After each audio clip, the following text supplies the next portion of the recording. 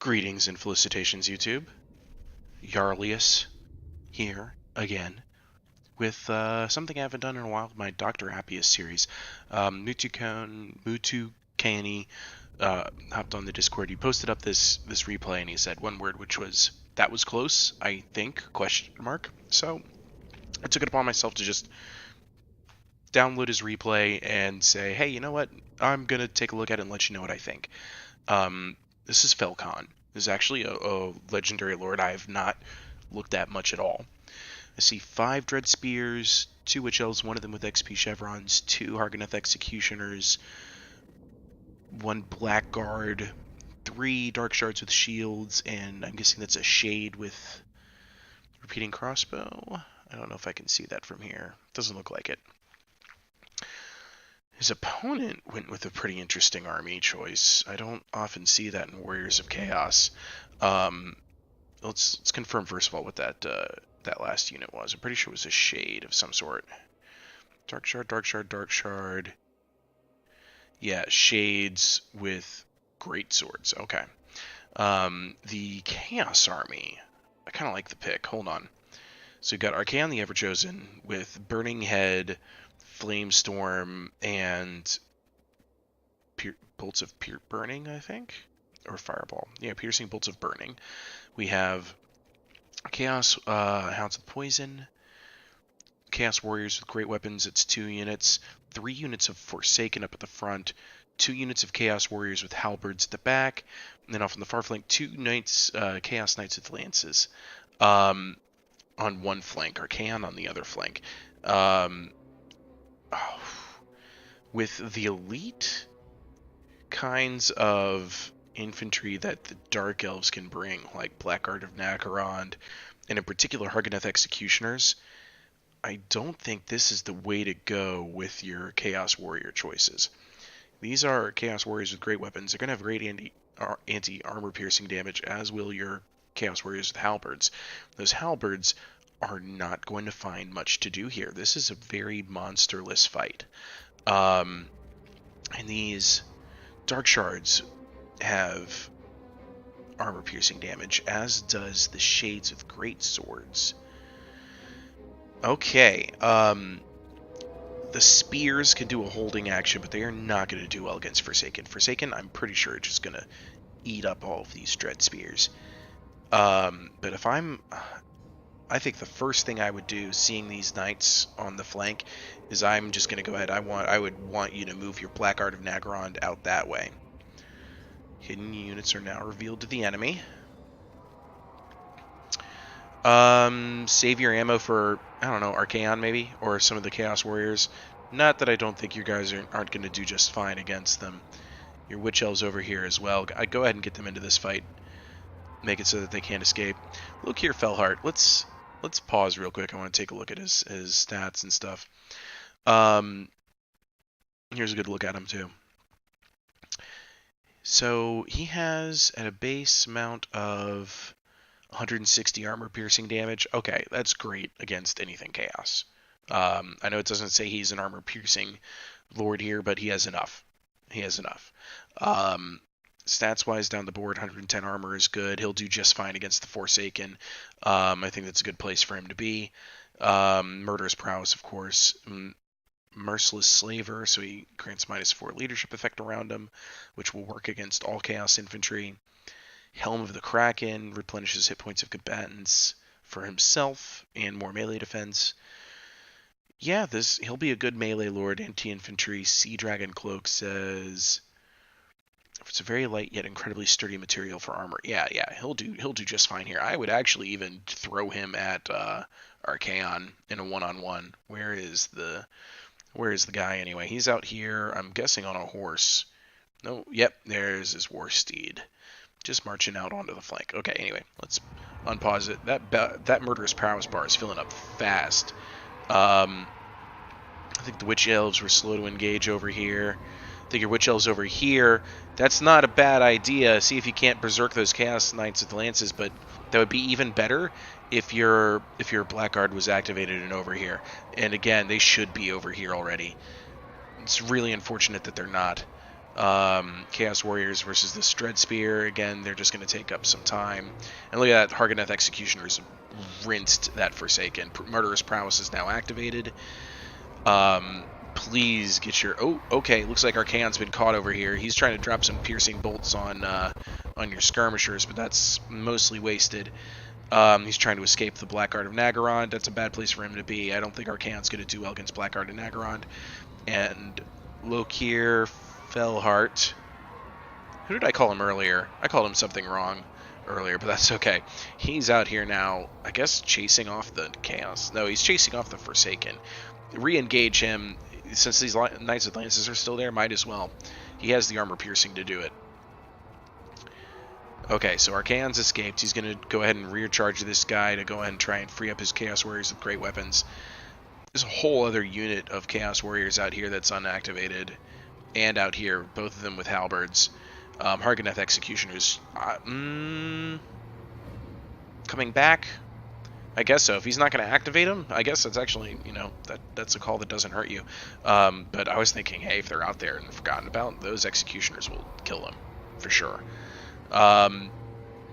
This is now pure chaos, just everywhere. Dark Elves, Chaos Warriors, and things are just getting really mixed up. You've done well enough to keep the core of your army together, and oh yeah, I like this. There you go. If only there was a Witch Elf here to berserk them and keep them in place. Okay, so you've got this one berserked. Get your spears, get your Blackguard out here as soon as you can before those Witch Elves all die. Hargoneth Executioners will do just fine. Lokir Fellheart will do just fine killing them. This works out well. You can reactivate those spears, pull them in there.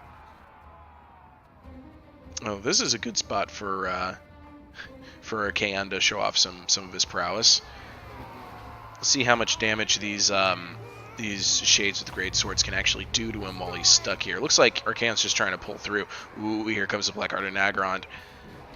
Gonna be curious to see how much damage he takes. He's already down.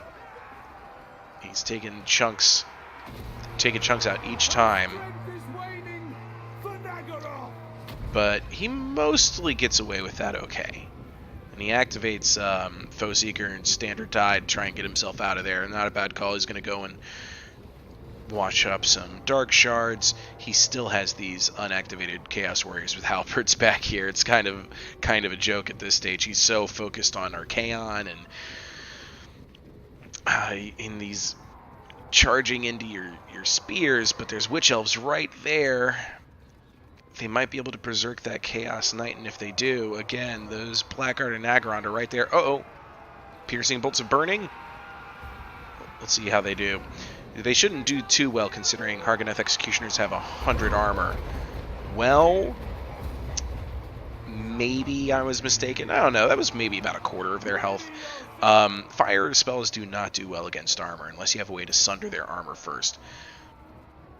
Right into the Dark Shards with Archaon. Not a bad place for him to be. Lokir Fellheart can probably solo him, but if you can get the Witch Elves to berserk him, yeah, this is perfect. Look at the Blackguard taking absolutely no damage and having almost completely rinsed out that Chaos Knights or with Lances, almost all that's left.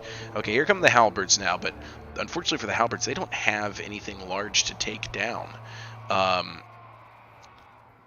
mean, if I'm going up against Chaos as Dark Elves, maybe I'm bringing Charybdis for some anti-infantry work, just to make sure that you absolutely win these. Oh, I take these engagements. Go ahead, turn them around, charge them.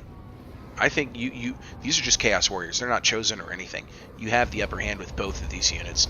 Blackguard of Naggarond and the Hargoneth Executioners got this. Another attempt at a Piercing Bolts of Burning. Hargoneth Executioners mostly get out of there unscathed. Lokir Fellheart is now trying to get into the back end of Archaon, and let's see what kind of damage he can put up against Archaon. With a rear charge, you can see his leadership bar is steadily decreasing. And he's now berserked because there are Witch Elves in here too. This is a pretty fascinating engagement. I'd like to see how they do in a one-on-one. And yeah, Lokir Fellheart's getting some really heavy hits in. You can see that just chipping away. I'm going to watch in the background is, sure enough, Harganeth Executioners are into these Chaos Warriors with halberds, and even though the Harganeth Executioners are so hurt, look how fast those halberds are going down in the background. And look how fast Archaon is getting beat here. And he's out of control because of the Witch Elves. Comboed in with Lokir Felheart, Harganeth Executioners. You don't even need anti-large with all of this anti-armor.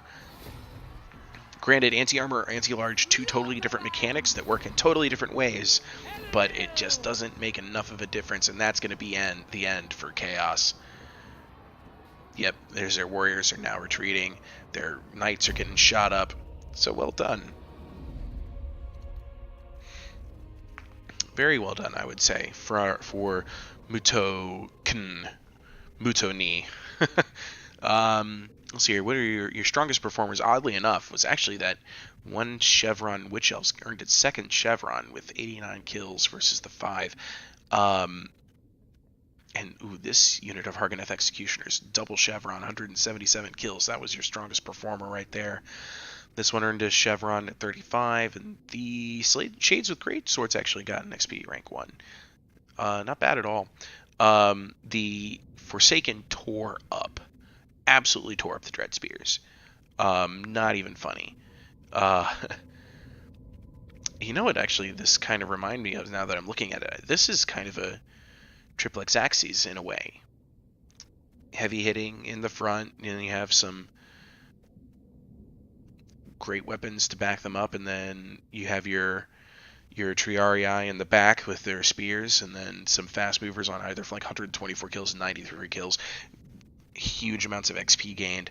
I think you took a lot of casualties in that fight, and what could have been done better would have been better placement of your Blackguard of Nagarond, especially in combination with Witch Elves. You can lock down you can lock down large units with that amount of anti-large, and it's enough to get the job done.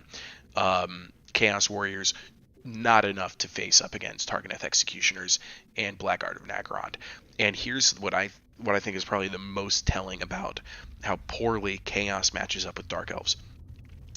You were able to purchase 3 elite top tier in the entire game top tier infantry, with 2 really strong supporting infantry, and had 15 units total.